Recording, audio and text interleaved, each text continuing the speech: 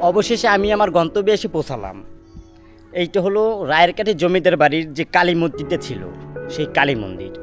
এবং এই সেই কালী মন্দির যেটা নিয়ে মানে নানান কথা, নানান প্রচলন আছে। এইখানে কিন্তু 5 জনের মুন্ডু কেটে নির্মাণ করা হয় এই কালী মন্দিরটি।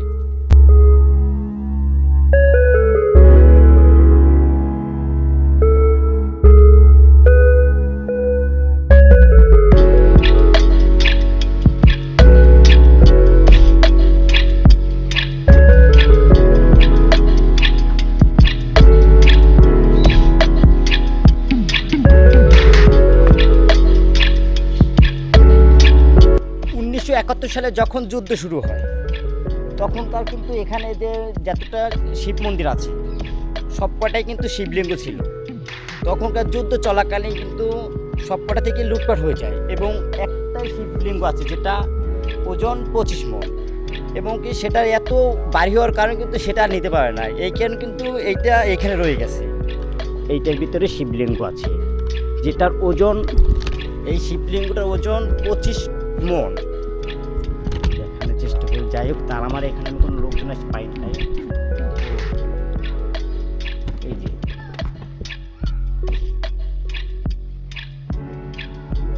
এই যে শিব মন্দিরগুলো দেখতেছেন, এখানে আসার পরে কিন্তু আমি খেয়াল করছি এখানে কিন্তু অসংখ্য পরিমাণে টিয়া পাখির বাসা আছে। এবং ওই যে পুরাতন একটা মন্দির দেখা যাচ্ছে, ওইখানে কিন্তু তাকালে দেখা যায় সব কিন্তু টিয়া পাখির বাসা, এবং যে গত্র করে রাখছে সেগুলো কিন্তু স্পষ্টভাবে দেখতে পাচ্ছি। এবং কিন্তু আকাশের চারপাশে কিন্তু টিয়া পাখি উড়াউড়ি করতেছে। যেহেতু এটা আমার একশো ক্যামেরা, তাই কিন্তু জুম করে কিন্তু আপনাদের দেখাতে পারতেছি না, একটু জুম করে কিন্তু দেখানো যায়। এখানে কিন্তু অসংখ্য টিয়া পাখির বাসা আছে। এখান থেকে আমার মনে হয় আমি অনেক উঁচু একটা পাহাড়ের উপরে আছি। এই যে মানুষ কিন্তু খুব ছোট ছোট দেখা যাইতেছে, আর এই যে মন্দিরের দৃশ্যগুলো কিন্তু দেখতে যাইতেছে। ও এখন খুব খাড়ো, কিন্তু আমার সার কোন হয়ে গেছে এখান থেকে উঠতে উঠতে। এবং এখানে কিন্তু একটা যে গম্বুজের আকৃতি আছে। এই যে আমরা এতক্ষণ এই মন্দিরটি উপভোগ করলাম, এবার আমাদের যে গন্তব্য, যে রায়েরকাঠির জমিদার বাড়ি, এবার চলুন আমরা সেই জমিদার বাড়িটি দেখে আসি। 1574 সালে শ্রীনাথ রায়ের ছেলে রুদ্র নারায়ণ এই অঞ্চলে আসে বসতি করার জন্য। এই অঞ্চলে ঝোপঝাড় জঙ্গল পরিষ্কার করে নির্মাণ করেন 200টি ভবন। এখানে যতগুলো ভবন আছে সব ভবনে কিন্তু জমিদার বাড়ির অংশ এবং জমিদার বাড়ি। রাজা রুদ্র নারায়ণ 200টি ভবন নির্মাণ করেন এই জমিদার বাড়ির অংশ হিসেবে। এবং আপনাদের দেখাই, এই যে এই রকমের কিন্তু ভবন কিন্তু এখানে 200টি আছে, 200টি এই রকমের ভবন আছে এখানে। এবং এই প্রাসাদের যে গোপন সুড়ঙ্গ ছিল, যে সময় রাজারা তাদের নিরাপত্তার জন্য সুড়ঙ্গ তৈরি করেছিলেন। এবং কি এই যে এইটাই কিন্তু সেই গুহা, এবং এই গুহাটা কিন্তু একেবারে নদীর সাথে মিলিত।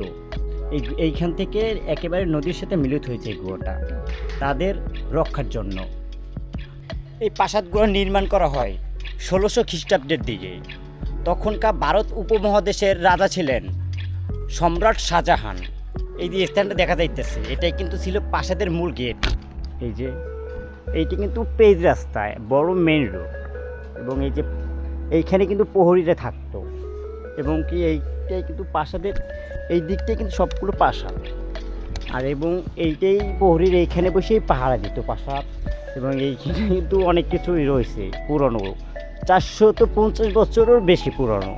এবার আমি আরেকটি জমিদার বাড়ির অংশে প্রবেশ করলাম। এই যে যেহেতু এটি 450 বছরের অবধি পুরনো, এবং কিন্তু এটা কিন্তু যেরকম আছে এরকমই থাকার কথা, যেহেতু 450 বছর অতিক্রম হয়ে গেছে।